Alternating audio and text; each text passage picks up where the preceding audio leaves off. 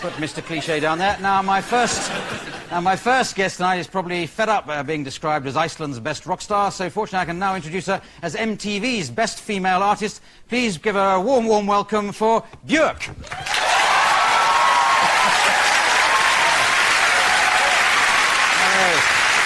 Bjork. Very good. Take a seat. Excellent. That's right. Yeah. Right. So that was a big thrill, was it, to get a prize? You go and like those prizes? I thought I didn't care, but once I got it, I really did care. Yeah. And you sort of threw it in the air. It was rather exciting, wasn't it? Yeah, I went just completely bonkers. That's a change. Exactly. Now, I've got to ask you about the sort of few basic things, like the name Bjork. Is that, am I pronouncing it correctly? Bjork? Bjork. Bjork. Yeah. Yeah, oh, that's better. But that's only a bit of your name, because it should be Bjork Gudmundsdóttir. Gudmundsdóttir, yeah. Gudmundsdóttir. Yeah. Well, why did you drop that? Because it's a nice, catchy name. Well, I don't know. I guess I felt sorry for foreigners, especially Yes. the English-speaking ones, because they're very terrible at learning other languages. We're aren't dreadful. They? We're They just dreadful, stick yes. to that one. So I decided to sort of, after 10 years of trying, Yes. I was sympathetic enough to just Bjork. Yeah. Just that one word is enough for them to handle, I think. So what give us paint a picture of Iceland. I mean, obviously, Iceland, it is Iceland you come from. It is the country you come from, not the chain of frozen food centres. I got very hurt first time I came to London, Yeah. and visited one of these places where I obviously thought was a shrine of my culture. You thought it was the embassy, and there's all Very hurt. frozen fish fingers in there, which would be completely different from your home country. It's quite prophetic, because actually that's where I realised that it was going to be misunderstood, and I still am, you know, so there you go. Oh, we're understanding you very well, as far as I know. But I love it, though, because it spices things up to be misunderstood, doesn't it? It does, It does. I think so. Nobody ever understands me. I'm a tortured soul. But, which is what you catch over there, isn't it? Tortured souls. But now but it's a very expensive place, isn't it, Iceland, to live? Yeah, basically everything is imported apart from fish and dairy products. So Yes. the rest is expensive then. Yeah. But You've got plenty of fish. Because we've been to war with you over it, haven't we? we won. Yes. Well done.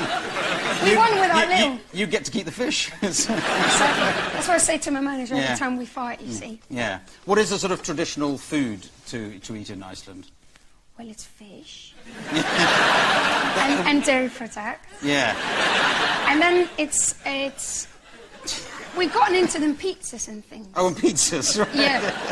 Frozen, naturally. But I've been obviously looking up on this stuff for the purpose of this interview. There's some dish where a shark is put into the ground for 3 months or something, and it rots. And then instead of leaving it, you get it out and eat it. To make sure it rottens carefully, like in the right manner. Oh, right, You have to pee on it before you put it in the ground. Now, it doesn't say that in my guide to...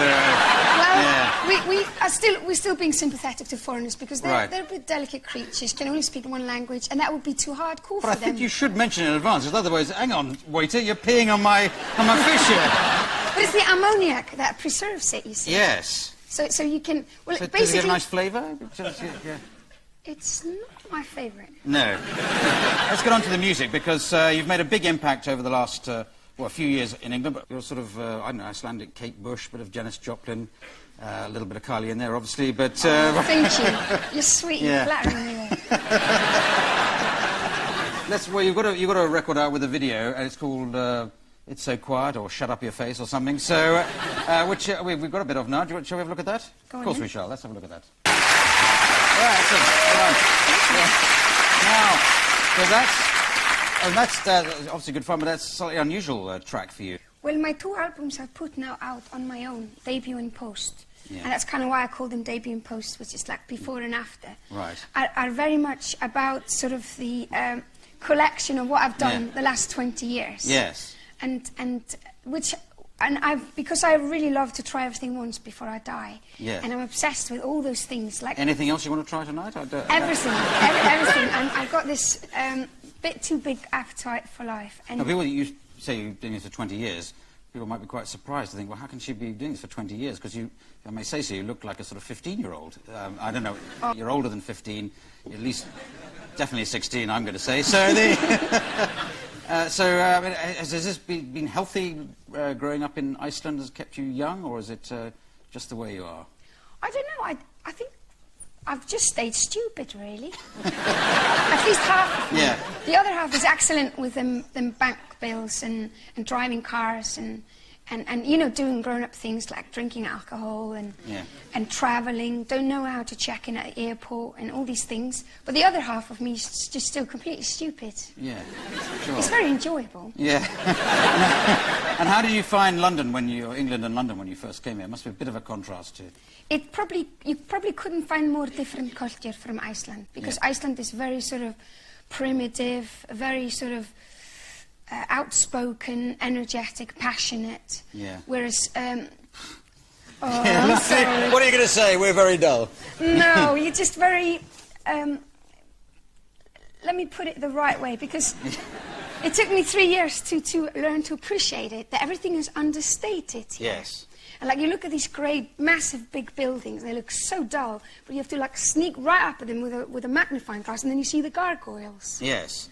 And that's what English humour is as well. Right. You sort of have to earn it a bit, you know. Right. But once you get the prices, you get so happy. You go back to USA, and all the humour is blam blam straight in your face, and you get very bored very quickly. Right. So. Yeah. Because it's quite a small. I mean, Iceland's a big physically, but the population's very small. It's only about 250,000, isn't it? And yeah. The total, which is like the size of Cardiff or a couple of London boroughs. Somebody told me it was all of Iceland could live on Edgware Road. Yes. It's a bit sad. Well, I think. It's sad they don't I have think Iceland. they do. Are you trying to cross that road? That's who it is. Sometimes they put an Arab headdress just to confuse us, but it's Icelanders. They come over here, they take our jobs, get to the top of our charts. I don't know. I know. Yeah. But so it's a small place, so everybody could get to know you pretty quickly, presumably. Yeah, everybody know each other. Yeah. There. It's very, very small. So when you go back to Iceland, do they welcome you as a heroine who's done really well? They do, you know, they do. But then again, I come from the airport and a taxi driver picks me up and he goes, "Don't you think you're any more important than me? And I met your grandmother in the swimming pool yesterday and she says you haven't called her for 3 months." So they put you in your place, right. you know. So you don't get any star rubbish in your head. Taxi drivers the same the world over, aren't they? But, anyway, so go and call your granny. Thank you very much, Bjork. Okay, thank you very much. Okay.